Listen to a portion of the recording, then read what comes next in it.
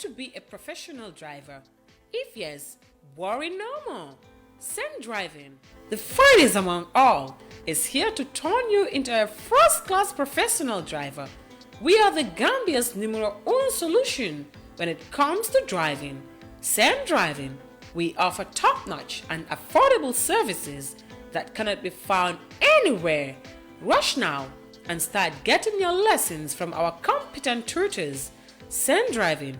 Our services include 1 week driving lesson, 1 hour each day for just $3,300 with a provisional driving license, 2 weeks driving lesson for just $5,000, 3 weeks for $8,000, 4 weeks for $12,000, and 5 weeks for just $13,000 with a provisional driving license. We are located at Tabokoto, opposite Piccadilly Junction.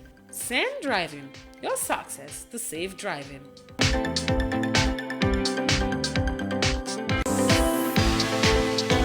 Do you want to be money transfer ilela nayata itule sono yata kodo dunia ki de koduna karobela banko karobela katom kokaina benyindulala UK ning Ireland Europe kata Africa aning America na office oli benyindulala sere kunda woni talinding top woni mbusumbala burusubi kata bakote tujereng woni na kunju katon kata bati birika maba kata fokerewan para feji kata fokawu alisala kodota GT Bankole to woni mfana Trust Bankole to it cash power go fanan kali yenne mobile topo go fanan kali yenne iredi go bata woni ndibo banta ni levida lon na fana yaye ka kejamin ibunyin julola yaye ka keten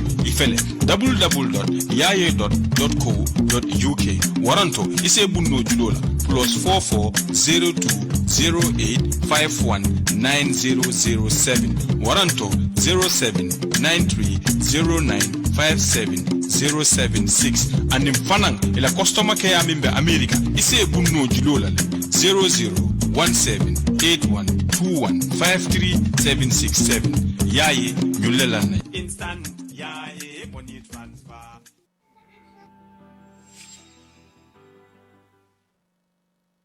Hello viewers, welcome to our today's edition of IfangBondi. I am Modula Minjame. On this episode I have Bankole Yao JojoAhadzie. Welcome to IfangBondi Bankole Banky Presidential Aspirant. Thank you, sir. Bankole, of recent, we have seen a letter from you online which reads, Office of the President, Banjul, 4 December 2026. Dear Vice President, I hereby resign the office of President of the Republic of the Gambia. I hereby give up my constitutional right to stand for the office of President of the Republic of the Gambia from this day forward. Sincerely, Bankole Yao JojoAhadzie. Tell us about this letter. So one of my campaign promises in my manifesto is one-term presidency. So this is an attempt to show people what my idea is. I've since asked legal people to advise whether this is enough to be able to stop me from standing again, because as it is, the Constitution has no term limits, as you know.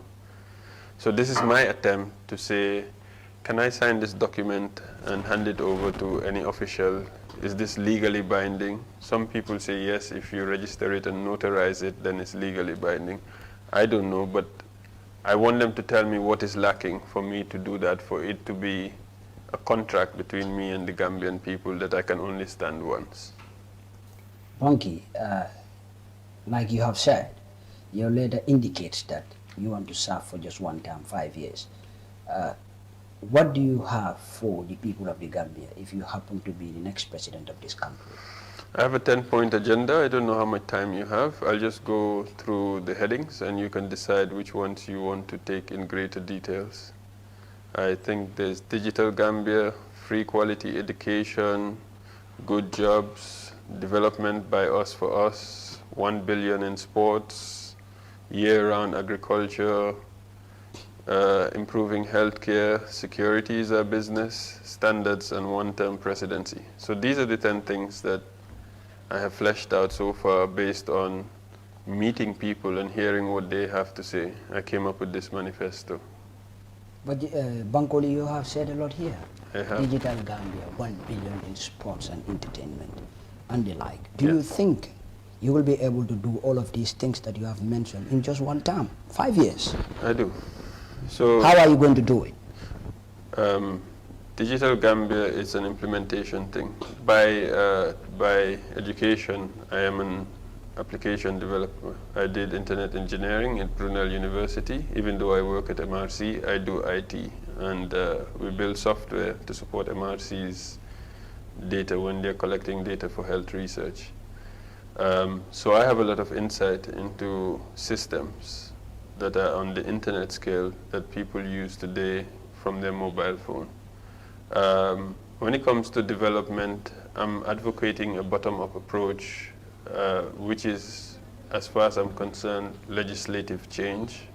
When it comes to one-term presidency, is legislative change. When it comes to standards, it's legislative change. So most of these things is just changing the way we do things, is what I'm trying to advocate for, and doing it that way for the 5 years to lay the foundation so that whoever is coming next sees that, there's a different way of doing things that would still work out. Maybe we should try this other way that Banky has showed. Right, let's take a look at 1 billion in sports and entertainment. You're talking about 1 billion Gambian dollars yes. in sports and entertainment. Yes. How are you, or what are your plans in order to ensure this 1 billion is spent properly and spent for the right purposes? So across the board, my plans for ensuring that money is spent properly is using the Digital Gambia platform to track where money is going and for what purpose. But the idea behind 1 billion in sports is that young people are not interested in all the other things that Gambia has, which is not that much when it comes to jobs. They're mostly engaged in sports and entertainment. Otherwise, we will lose our next generation to the back way. A lot of people are departing here because they cannot identify, or the things that they want, they cannot do here. So this is my attempt for us to save the next generation and keep them here. If these are the things that they've decided to gravitate towards, why don't we put more investment in this so that they can start to make it a living, so that they can start to get a job that they can raise a family on in sports and entertainment. Around the world, people are making money from sports and entertainment. Why can't we do it in Gambia? That's really what 1 billion in sports is about. It's 10 times the current budget. The youth and sports budget is 100+ million in 2020. I'm saying that's not enough investment. I want the football league to be 20 million, 30 million when you win it, not less than 1 million. All that money that they put into football, you can't even pay 1 million for first place. I want similar things for other sports. But with sports comes venues. And with those same venues, you can use them for entertainment. The artists are complaining that it's only Stadium and Q City that is big enough. Now they can fill to capacity crowds. Why don't we have stadium-sized venues in all 7 regions? 1 billion in sports is calling for the money we would need to set up the infrastructure, to set up the incentive structure so that we can professionalize most of our sports and start getting people coming into sports for a job. 1 billion is an overwhelming amount of money. It sounds overwhelming, it's nothing. Okay, and it is going to come from the coffers of the government. Yes. If you happen to grab these funds, get it into sports and entertainment, and it doesn't work, what is going to happen? There's no harm in trying. If you've never tried, it's worse than... Is your presidency going to be based on error and trials? I think everybody's presidency is based on error and trials. You deal with the situations as they come. Are you confident of yourself, Banky? Very confident. So why do you believe that every president's engagement or activity should be based on error and trial? Because you meet new situations that you've never met before. You try different things. Corona, for instance, came to all the presidents in the world at the same time. We saw a lot of trial and error there. It's your ability to be able to adapt and pick the right choices based on, oh, this is not working, let's not continue going down this way. let's try a different path. So what I keep telling people is 1 + 1 is always 2. And what I see in Gambia is we're still doing the same things. We're still doing 1 + 1, and we expect 11 on the other side of the equation. It's never going to change. If you don't change the left side of the equation, the right side is never going to change. What I'm trying to propose is 10 + 1, which will really give us 11, not 1 + 1. Banky, it looks like you are comfortable with the error and trial style of governance. Now let's take a look at this. You're talking about spending a whopping amount of $1 billion into sports and entertainment. If this money happens to go down the drain, do you think Gambians will be happy with you as the president? Again, like I said, 1 + 1 is always 2. If you don't change the left side of the equation, you will not get the right side of the equation different. I am happy with trial and error because my background is science. I know that without trying, you will not discover new things. So if we are complaining, it means we're not satisfied with what it is now that we call the status quo. I am trying to change the status quo by trying bold new things. Are you saying that we should continue to leave our youths to go back way and some of them drown? Is that what is better?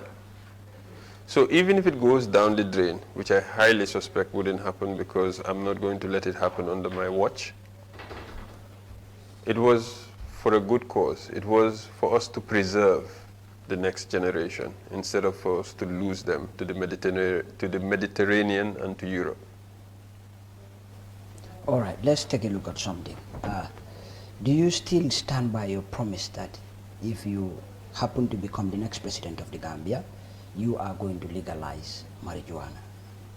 That's my biggest weapon. Of course I still stand by that. It's the one thing I have that nobody else has. Your biggest weapon, but we haven't seen that in your manifesto. Yes. You did not talk about that. So how is that your biggest weapon? It's my biggest weapon because I played the stereotype. I'm a Rasta man, I came out, everybody thinks, yeah, Rasta man, ganja smoker, yes, I played with the stereotype. But on a more serious note, the positives far outweigh the negatives of cannabis. Like Halifa Saleh asked Dr. Sieve in the debate, where is he going to get the money from to do all the things that he is saying he's going to do? And he couldn't answer. It's loans, it's more money from other places. You're not in control of that. I know we have land here. I know we have water. I know we have sun. I know we can grow it here. And I know it's very profitable. So I am saying, if 20,000 is 1 ton of groundnuts and 4 million is 1 ton of cannabis, well, let's start growing cannabis to satisfy all the other things that we need to do. We need drugs, we need materials for our hospitals. There's nothing, everybody is complaining. We have a poor education system. Yes, people are complaining. We have poor infrastructure, the roads are going apart, people are complaining. There's so many issues that we have that all require resources. And I don't understand why nobody else is saying, well, I understand why. They're all scared to mention it because of public opinion.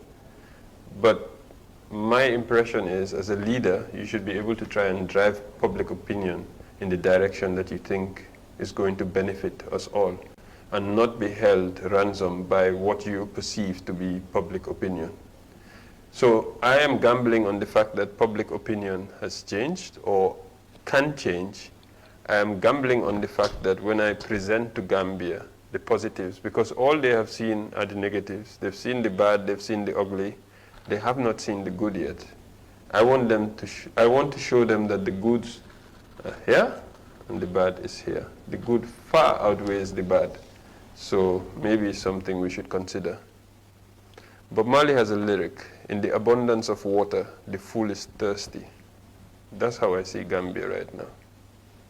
Banky, according to you, the legalization of marijuana is your biggest weapon as far as your interest to become the next president of the Gambia is concerned. If this is true, why did you fail to put this part of your 10-point plan? Because one, it wasn't the central focus of my plan. But I was aware that as a Rastaman, my appearance and the traditional public stereotype of Rastamen and smoking marijuana would be there. And I was prepared to use that to help me to gain attention, and it worked. But beyond the attention that I've gained, what I am doing now is to present to the people why I think marijuana should be legalized. And it's purely for economic reasons. My argument is that we have seen the bad parts already. We have seen the boys sitting at the street corners, and we assume that these boys are good for nothing. I don't think they're good for nothing. When I sit and talk to them, they say it's out of frustration, it's out of the lack of a job. We come to the street corner, sit, and before you know it, you're smoking. How much money is in marijuana? It's a lot. What is our biggest problem in Gambia? Poverty. So, for me, marijuana is my weapon for the war on poverty. Other parties are busy fighting each other. That's not what people want to hear. People want to hear, what's in it for me?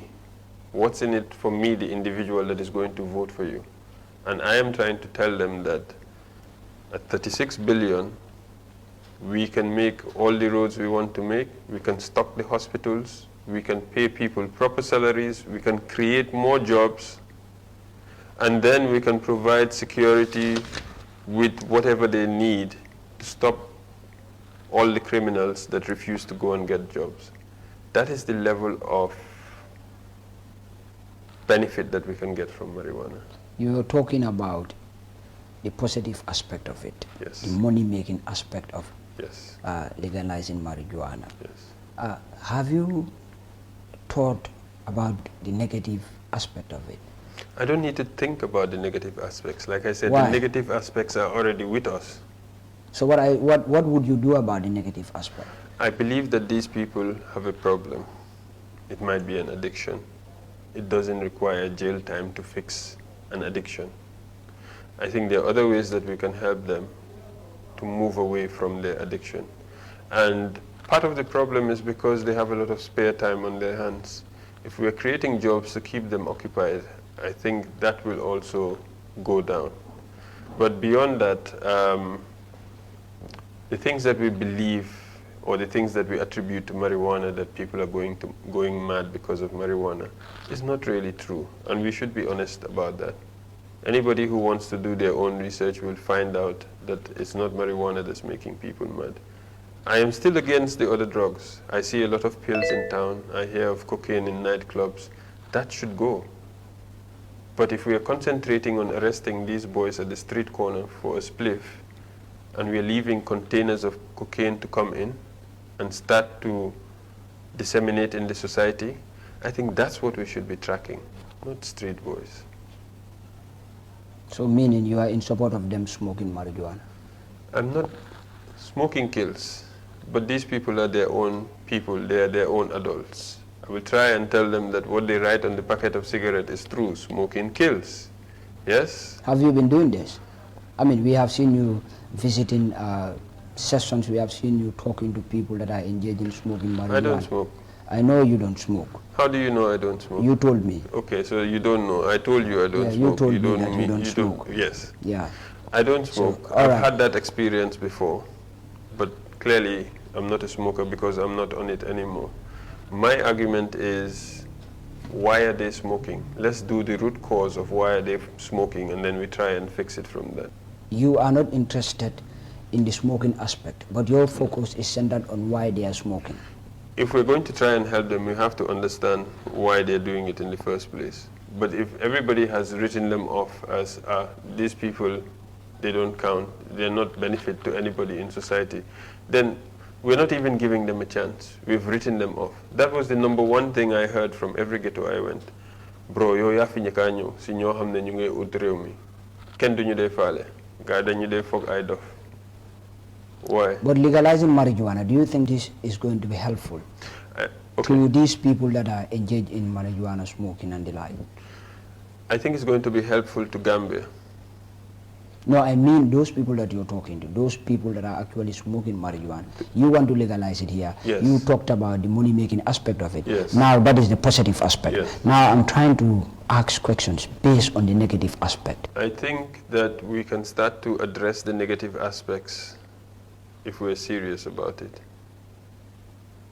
But I think we can only do that in an open environment where there's no threat of locking you up for 5 years. No, the thing for is, smoking. Banky, the question is, Ask the question again. Yeah, do you think you want to legalize marijuana Yes. in the Gambia? Yes, yes. What I'm trying to ask here is, do you think that will be helpful to those people that you are trying to help? Because they're smoking. I'm trying to help And if you them. legalize it, it means easy access. Good. So this is the problem. Why do you think that's what it means? We making this don't, assumption? no, I'm asking questions. No, you're making an assumption. No, I'm not You making hear an me say- assumption. I'm asking a Let me question finish. here, Banky. Let me finish. I'm asking a question here. You hear me say legalize it. I'm asking a question here. Yes. And you're asking me a question also. No, I'm answering your question Okay. now. You hear me say legalize it. You don't ask me what are the details of legalization. You make the assumption that me saying legalize means it's free access to everybody. That's your assumption.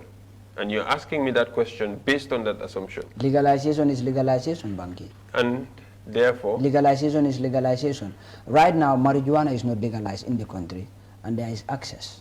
Yes. Obviously, if you are caught smoking marijuana, you will be arrested, Yes. and at some point you can be prosecuted. yes, Do you agree with me? I agree with you. So how about if you go to the extent of legalizing it? It means easy access. Do you agree with me?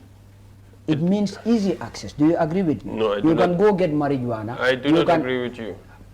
I do not agree with Okay, you. explain why you do not There agree. you go. At least this is the first time somebody is asking me to explain instead of working on their assumptions. Legalization to me means giving licenses to people to grow it so that we can export it, so that we can get the revenue that we are asking for to do the development that we want. Yes, there's already smoking here even though it's illegal. How are they getting that marijuana? There's already that problem. We need to work with that problem. But that is not the market that I'm trying to satisfy. It doesn't mean that now your fuller shop will start selling you cannabis. That's not what it means. That's what you think it means, but that's not what I mean.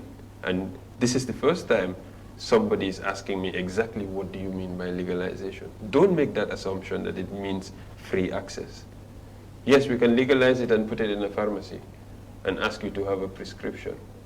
It's not for recreation that I'm asking for. And what you are alluding to is recreation. That's not what I'm talking about. So this is the assumption that you, and I'm happy, most Gambians are making. So I'm happy for the first time in a conversation, it is coming out my ideas on legalization. So back to you. What's your question now? All right, what I'm saying is, I'll bring this back again, Banky. You're talking about producing marijuana and making money out of it so that the Gambia can get helped out of it. Yes. This is what you're talking about. Yes. I'll bring the question back again. Now, what I'm saying is, towards the negative aspect of it, production will certainly come into play. That is, people, there should be people that will produce this. Obviously, these people can be involved in one way, in one thing or the other, to ensure marijuana goes out in such a way people can have easy access to it. Because right now, you know, we don't produce marijuana here. It is not produced in the Gambia. We all know that. Even if you have to produce it, it has to be hidden. No. No, let me comment. It has to be hidden. No, I disagree. You disagree? Yes, if you go to Jinak, you see it there live. So You- don't say we don't produce. Everybody knows that. It's an open secret, but continue. All right, okay, fine. The reason why it is done at Jinak in that manner, you know, there is something revolving around it. No, it's you not don't only have that. it. They So- claim that it's salt water and that's the only thing that grows there. And somehow we give them that concession. I don't know why. They claim that in the salt water nothing else grows, but proceed. All right, okay, that's okay. If that is your case here, that's very okay. So now, having it produced for another purpose, that is medical purpose, that is what you have said. Export. Or having it, yeah, export. I'm just saying You it is understand? medical Purpose. purpose, but I'm producing it for export. For export. Yeah. So now, how confident are you that people that will produce this marijuana wouldn't be able to have it easy access for people? Because you wouldn't be there. So how confident are you? If you buy something for 100, will you sell it for 50? If you're a businessman.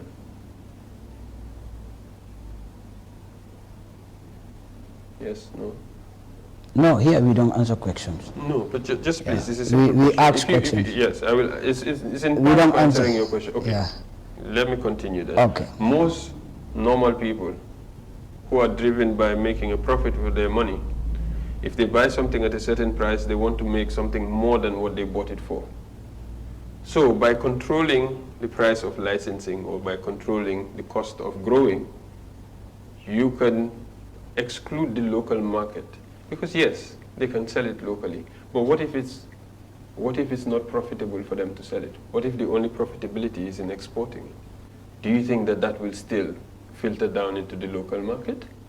We make groundnut oil here, and most of it is exported because we cannot afford to buy our own groundnut oil. We bring in palm oil that they have bleached, and we use it here instead to make our people sick. We cannot afford our own goods. And you can use money as a way to exclude people from access to certain things. Does that answer your question? Banky, let me come there. Let me come in there. Taking a look at the legalization of marijuana, you and I know it may have negative impacts in one way or the other. You want to bring this forward in order to make sure money is generated out of it. You understand what I'm saying? So, if that happens to come into play and you decided to bring people that will produce this, and those are people that lives in this country, those are people that will work at different farms that you have in this country, how confident are you that the smoking of marijuana will not be rampant? How confident are you that, you know, the selling of marijuana wouldn't be rampant? How confident are you that proper security will be provided to this business in order to ensure marijuana usage is not rampant in the country? This is what I want to know. Again, my argument is this. As a government, I want to charge licensing fees for people to apply for a license to grow marijuana. Depending on the price you sell your licensing fees for, people will not be able to sell their produce here. They'll be forced to export it. Now, if they're foolish enough to sell it here, and there's already a demand, that's something we can look at when we get there. But I am willing to bet that no normal businessman is willing to invest in a license of millions to come and sell things for hundreds of thousands. That's all I'm trying to say. I'm giving you a way of controlling how it would not filter into the local market, how we can get the best of the crop and export it for foreign exchange. That's all I'm telling you. Okay, smoking marijuana in the Gambia is illegal. If you happen to be the next president of the Gambia with your idea of legalizing marijuana, yes, are you still going to maintain the law that indicates that if you are caught smoking marijuana, you will be arrested and be prosecuted? No. You are not going to maintain that law? No. Why? Because we allow other things that are detrimental to our individual selves for people to use. We allow cigarettes, we allow alcohol. We don't arrest people for getting drunk. Why should we arrest them for getting high? What I have an issue with is the nuisance, is sitting in public and smoking it when your neighbor doesn't like the smell of it. If you smoke it in the privacy of your own place or in places that are established with license to smoke it, I have no issue with that. But if you want to smoke it at the street corner and disturb other people, I have an issue with that. Do we need to lock you up for that? No. I believe that if we fine you, after some point, you will also learn your lesson and say, okay, this business of finding me 1,000 or 5,000 is too much for smoking in the street. Maybe I should smoke at home.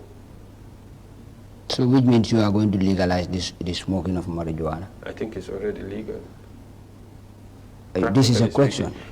Which means in Banky's government. When I say let me put in a simple. Let me put in a simple question.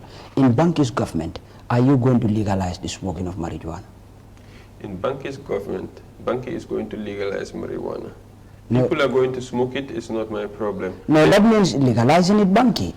Because right now, smoking marijuana is illegal in this country. Okay. But you said, yes, I said just a few minutes ago, that you will not have a problem of people smoking it, depending on how you smoking it. This is what you said. Are you aware? I'm reminding you. Are you aware that we have laws against smoking in public? Smoking in general, cigarettes, is banned for you to smoke in public now.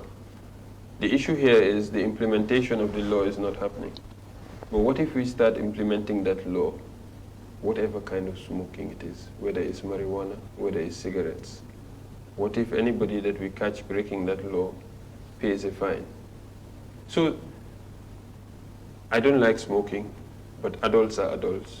What adults choose to do to their own bodies, I will try and sensitize them out of it.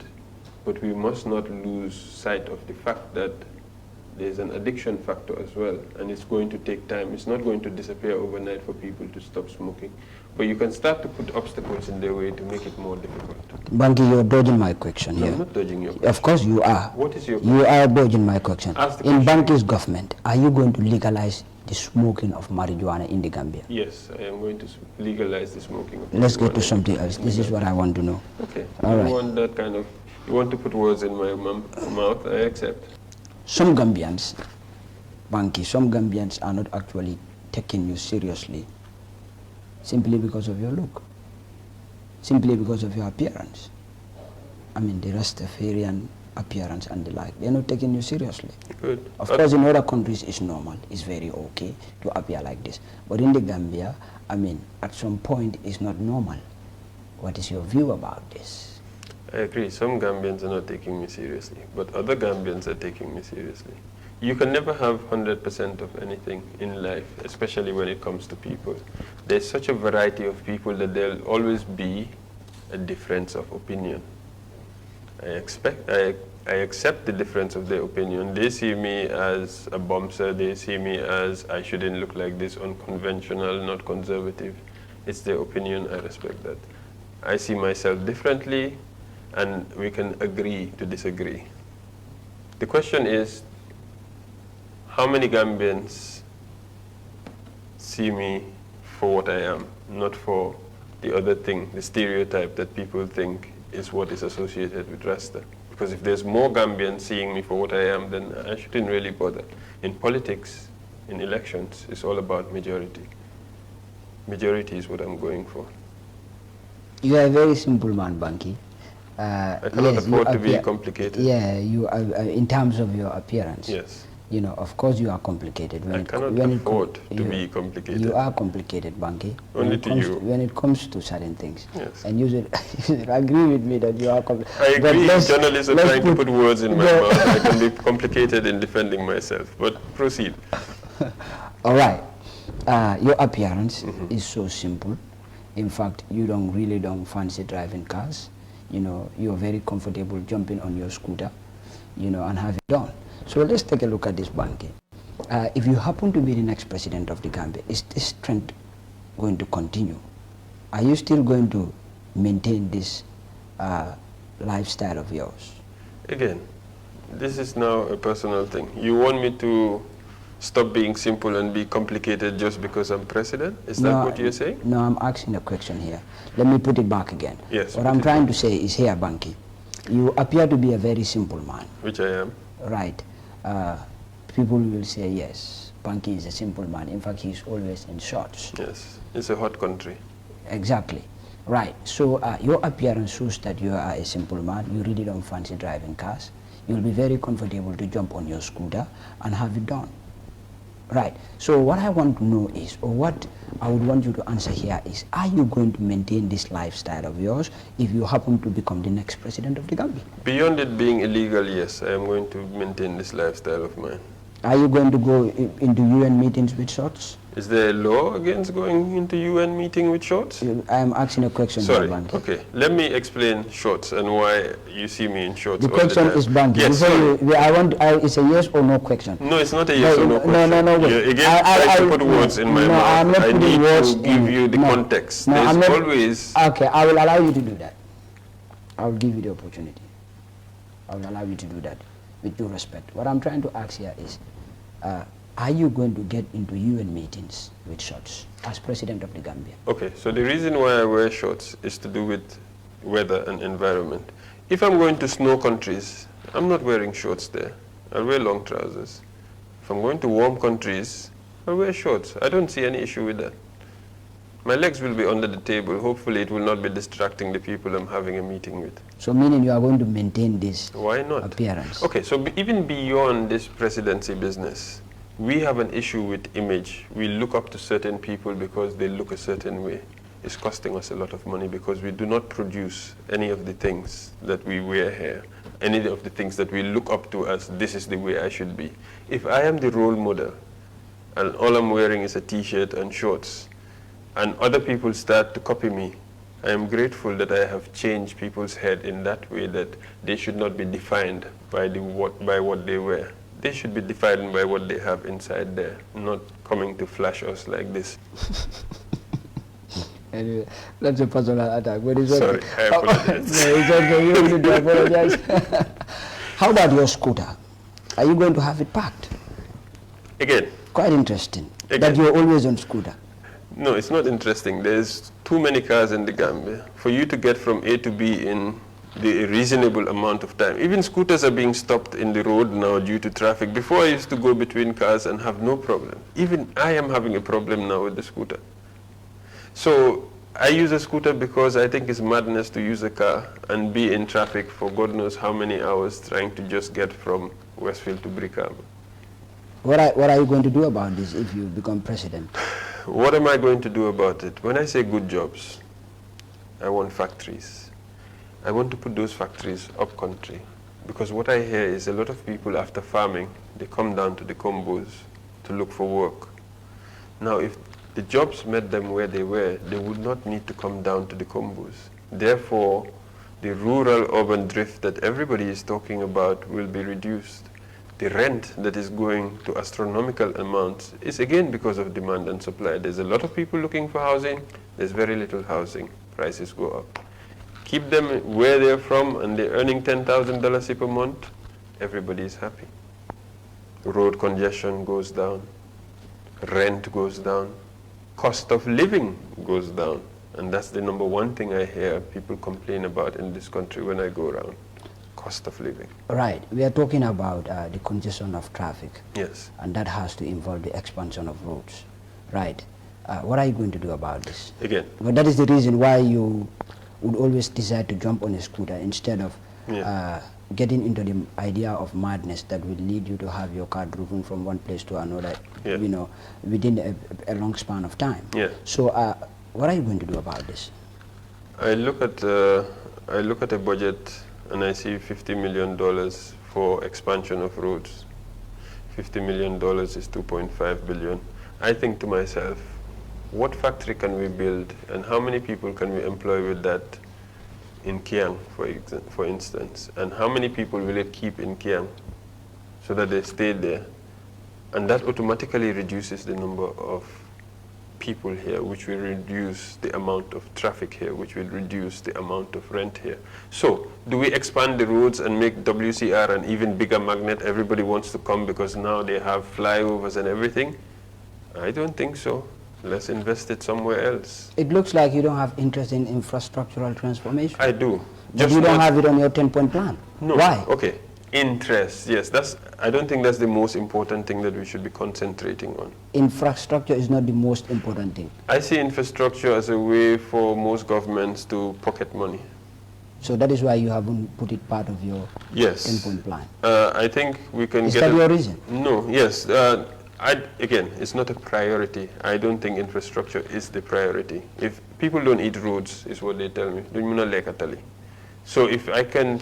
Infrastructure is beyond roads, Banky. Yes, what else? Infrastructure is beyond roads. Tell me what else. Of course, when you talk about infrastructure, you need better drainage systems. When you talk about infrastructure, you need better buildings. When you talk about infrastructure, you need actually a better environment that will allow people to have stay in their environments peacefully. That is all about infrastructure. Good. You understand what I'm saying? Yeah. So if you want to put it at a center wherein it will involve only the construction of roads, fine, okay. it will be something else. My mistake. Do you agree with me? I agree with you. Okay. My mistake. Infrastructure in the way you have explained it is not something I am against, it's something I am for. I know the advantages of drainage. I'm saying I didn't put it in my plan because I think these 10 things that I put there were more important than infrastructure. But not having it there doesn't mean that I don't care about infrastructure.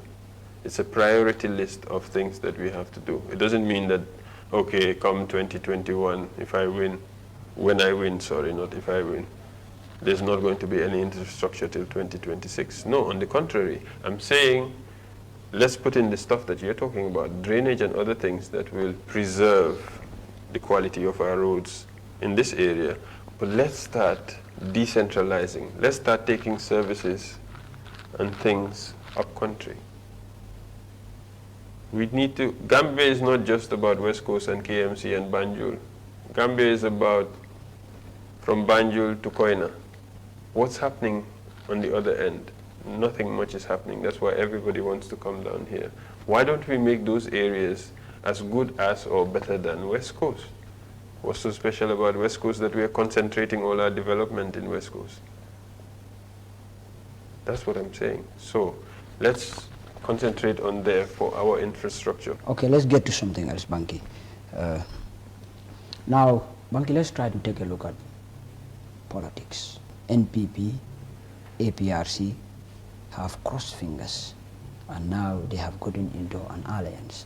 What's your view about this? For me personally, I think it's a blessing in disguise. It just reduces one more ballot box that will take away the confusion for people to vote for me.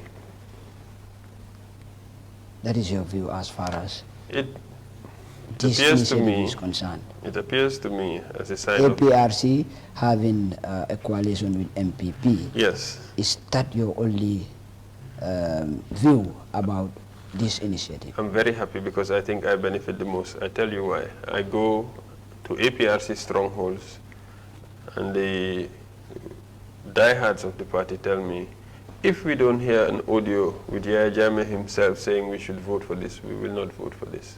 We believe that the executive has sold us out by going to join the NPP. So who are those people going to vote for now? Is it a good idea? For me, again, it's a brilliant idea because all those people that are waiting to hear from Yaya Jammeh that wouldn't hear from Yaya Jammeh that they should vote for this alliance, I have an opportunity to convince to vote for me. Okay, let's take a look at it from a different perspective. Let me track it from a dimension that will not involve you, Proceed. but the Gambia as a country. The leader of APRC, former President Jammeh, is alleged to have committed a lot of crimes in the Gambia. Yes. And APRC is a party that a lot is said about. Yes. So that party coming to form a coalition with the ruling party.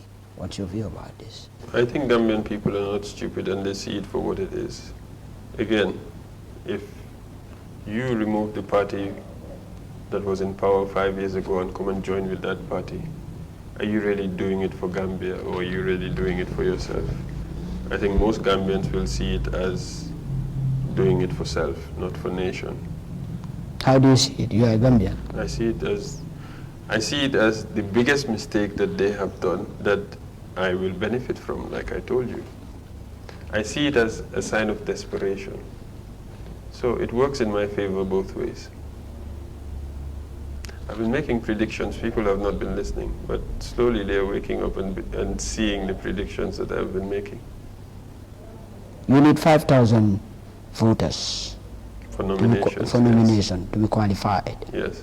How far have you gone in gathering these? I have 4,000 plus voters cards. Are you confident that you will reach Super confident. your goals? Super confident. We have 3 months more to the elections. Yes. 4,000 plus. No, You still have. We have less than 30 days to, not less than 30 days. October 30th to November 5th is when nomination starts. So beyond nominations is pointless. I'm sure I would have collected that between that time. My issue is that the information is not going out as much, and this program is going to help me to get that the information out. So for people who are listening and people who want to help, send your voter's card to me. I'll send the number to you afterwards, if this man will be gracious enough to let me advertise that number. But that's a separate point. I'm sure I'll get that regardless. Banky, do you understand the problem of the Gambia? I believe I understand some of the problems. Some of the problems? Yeah. Have you taken it as a duty or as a responsibility upon yourself as a presidential aspirant, as an individual who is aimed to be at the helm of affairs, to tour the country, to go to the rural areas, to unearth some of the sufferings revolving around them, as some of them have claimed in the rural area? Have you done this? I have not gone to all rural areas yet. I've been to Kawur recently, but I don't need to go to Kawur to know that the root cause of the problem is non-equal opportunity. So meaning at the rural ends you've been to only Kawur? I've not even actually been to Kawur. I went there for another mission. But what I'm saying is, lack of equal opportunities is the root cause of all the troubles that those people are facing. The opportunities that we have here is not the same opportunities that they have there. Don't you think it's beyond that? I think that you can distill it down to that. Yes, lack of equal opportunities upcountry manifests in a different way to how it manifests here. And you might think it's a different problem, but if you keep looking back to see what is the cause of the problem, you see that that's what it is. But if you don't talk to them, do you think you will be able to unearth their problems? No, I don't think I will be able to unearth their problems. Yet you said you want to solve the problem of the Gambia. Yes, yes, I said I want to. Do you think people will take you seriously then? I believe they will take me seriously. You want to solve the problem of an individual and you did not talk to the person to know what the person's problem is, to know what the person's problem actually is. I'm not trying to solve the problem of an individual, I'm trying to solve the problem of a nation. Yeah, but those individuals separately, you talk to this one, you talk to this one, you talk to that one, that makes it a nation. Yes. You have a whole lot of people at the rural areas that will need you to talk to them to see if you are fit to rule this country or not. And you haven't done that. I haven't done that yet, doesn't mean Yet you are confident that you will become the next president of the Gambia. Super confident, like I told you. In my manifesto, I talk about national development by us for us, where I'm actually empowering people for them to decide what kind of development they want. So, but how can they decide, Banky, if you don't talk to them? No. How are they going to decide? How are they going to decide? If you don't talk to them. You haven't gone to the rural areas? Yet, yes. Doesn't mean I will never go. Doesn't mean I wouldn't go and sell them national development. When are you going there? Soon. When? Soon. Okay. You want to do this when soon business more? You want a specific date? I'm not giving you a date, but soon. Okay, I'll get hold of you again. I've been to Fonyi, I've been to Bondali a few weeks ago, and they're asking for me to come back, but I'm going to do a national tour. Now, what I'm saying is, when I talk about national development, I'm putting the power in the hands of every individual. I'm saying you have a $5,000 voucher, which is your say in the budget. How do you want government to spend $5,000 on your behalf in terms of development projects? So they decide for me, these things that you're saying is their problems, is going to be things that need money to solve. They decide for me whether for them it's the road that's the problem, it's electricity, it's water, and if they put their money together and it's enough to solve that problem, we solve that problem for them that year. And next year they still get 25% of the budget to decide which one of the problems they want to prioritize then. Yes, so because I haven't sat down and done it in the conventional way that everybody goes and listens and they clap and drum, and they still have those problems, you say I should follow the same way? No. I think we can start trying to solve the problems instead of just going to listen and pretend that we will solve it. So meaning you can solve their problem without knowing what their problem is? No, meaning that I have a mechanism of knowing what their problem is, but not What is your mechanism? Well, I just told you about national development. Were you not listening? I was listening to you. Okay, what did you said? No, we don't answer questions here. Banky. Never. Again, I said I'm going to empower everybody. Everybody gets a $5,000 voucher. It's equivalent to 25% of 2020's budget for them to decide as a community what they want in terms of national development this year. So if it's electricity that's your problem, you tell us. If electricity is $5 million is to solve that problem, and you each have 5,000, if 1,000 of you put down your 5,000, it's 5 million. We give the company the contract for them to come and solve your electricity problem. That is when you become the president. Yes. So what about before becoming the president? You need to talk to them. You need to understand their problems. You need to convince them. And we are not doing this, Banky. No, but this is what I'm saying. I need to go and listen to them, yes. I need for them to see me and be confident. Do you think it is important to listen to them? I think it's extremely important to listen to them. Who am I here for if not for them? But you haven't gone there yet, Banky. Not going there yet. It's 6 months now. Your point being, if I haven't gone there yet, therefore? Meaning you are not ready, you are not set. No. That is what it tells. This is your assumption. No, you asked me a question. I'm giving you the opportunity to answer a question just for once. So, I haven't been there yet, I agree. Like I say, I had a short trip to Kawur, I've been to Fonyi Bondali. I haven't been up country in a big way yet, and that's what you're alluding to. I will go. You're asking me when, I said soon. But not having gone there all this time is not a measure that I don't care about what those people want or what their problems are. This is what you are trying to make the assumption of, that I didn't go there, therefore I don't care about their problems. Rasta don't bow down. Rasta come to conquer. Yes. How are you planning to conquer these political parties? By being myself. Being myself is that enough? By being yourself, is that enough to conquer these political parties, Banky? You have political heavyweights in our political domain. Do you think by being yourself is enough to beat these people and become the next president of the Gambia? I believe so, yes. How are you going to do this? I look at the IEC website and I see that 53%, not 53%, over 500,000 people registered are between 18 and 35, and I smile. Yes, these are political heavyweights, but they're political heavyweights from another era. They don't know what is happening on the ground today. Like you don't know what is happening on the ground? Which ground do I not know what is happening on? The provinces, the buses. And I know they're suffering. I know they don't have what they want. That's all I know. How do you know? You haven't been there. Nobody's happy in Gambia, batatally. Nobody is happy in Gambia. Well, right. Let me rephrase that. A few people are happy. A few people in the super top or close to the super top, they're enjoying. But the rest of us, we're not happy. Okay, go ahead.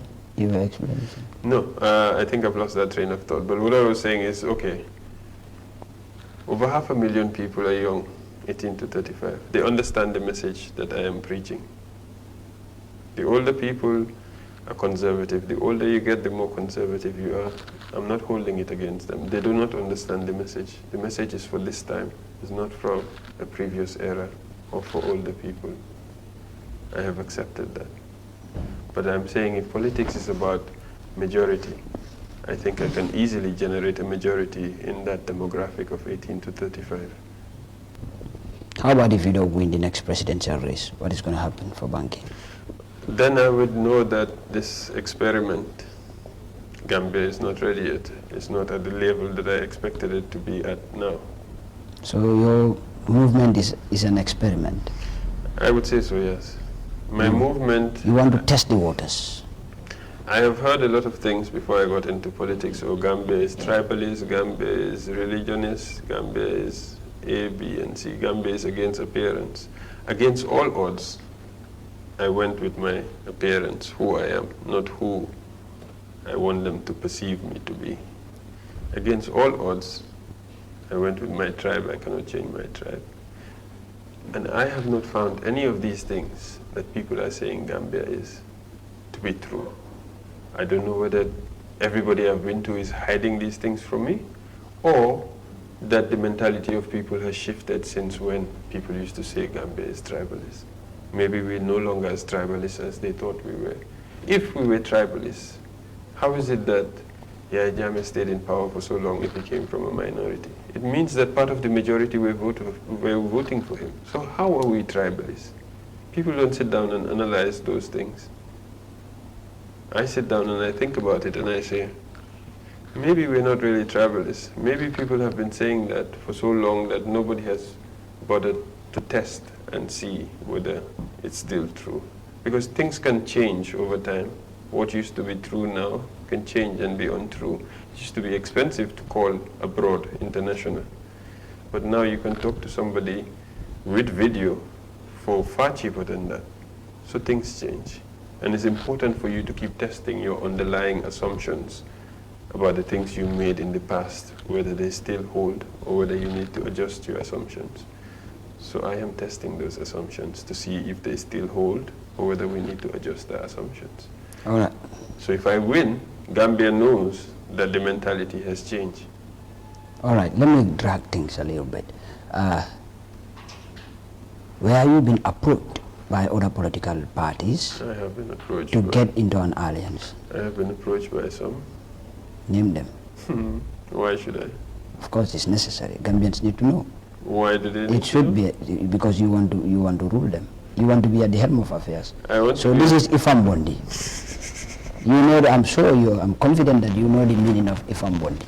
Yeah, okay. What I'm trying to say is I don't need to come and tell you that, oh, X called me and Y called me.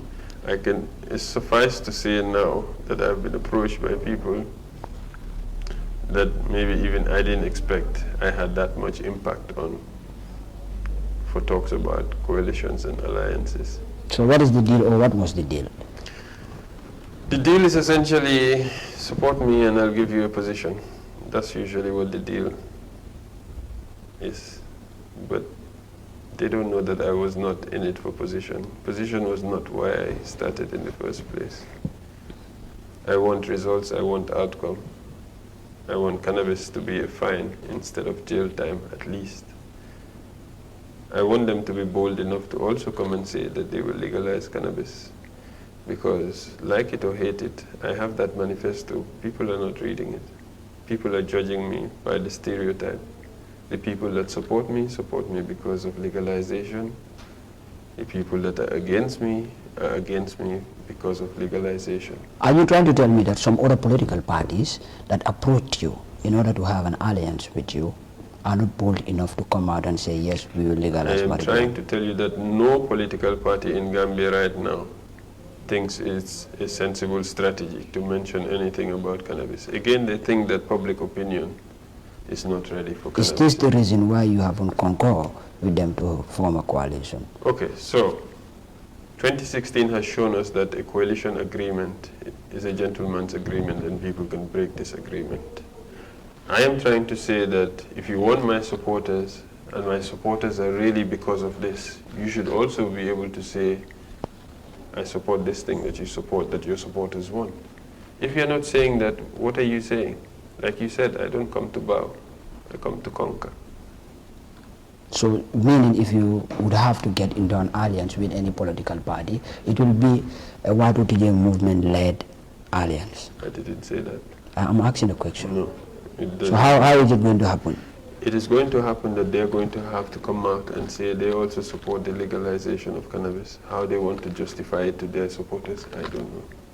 So this is your major interest? Because the legalization of cannabis is your major interest? No, now I'm using, in coalition talks, I'm using it as a sieve to decide who to go with and who not to go with. It's such a controversial topic that most of them don't want to touch it. So why do they want an alliance with me? You don't want to touch it, but you want my supporters.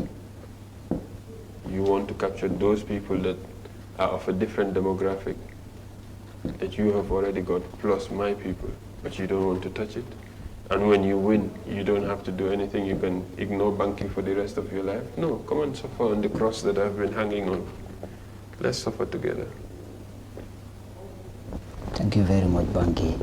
It's a pleasure receiving you. Thank you.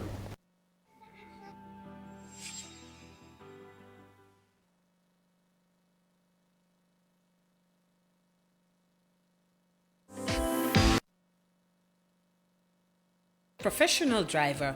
If yes, worry no more. Send Driving, the finest among all, is here to turn you into a first-class professional driver. We are the Gambia's numero uno solution when it comes to driving. Send Driving. We offer top-notch and affordable services that cannot be found anywhere. Rush now and start getting your lessons from our competent tutors. Send Driving. Our services include 1 week driving lesson, 1 hour each day for just $3,300 with a provisional driving license, 2 weeks driving lesson for just $5,000, 3 weeks for $8,000, 4 weeks for $12,000, 5 weeks for just $13,000 with a provisional driving license. We are located at Tabokoto, opposite Piccadilly Junction. Send Driving, your success to safe driving.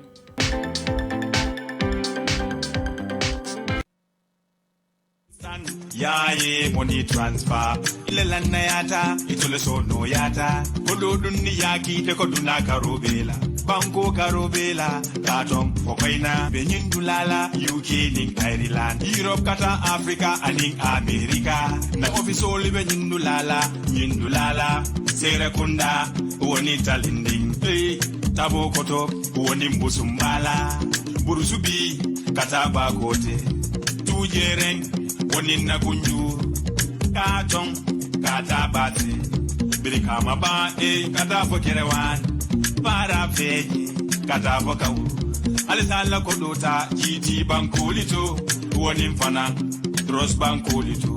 It cash power. Go fanankali yenne mobile topo. Go fanankali yenne iredi go bata. One in the bobanta. Ni levita lonna fana yaye kake jamming. Ibunyin julola yaye kake ted. Ifele www.yaye.co.uk. Waranto ise bunno julola +44 02 08 51 9007. Waranto 0793095706 and mfanang ila customer care member America ise bunno julola 001781215377 yaye nyulela instant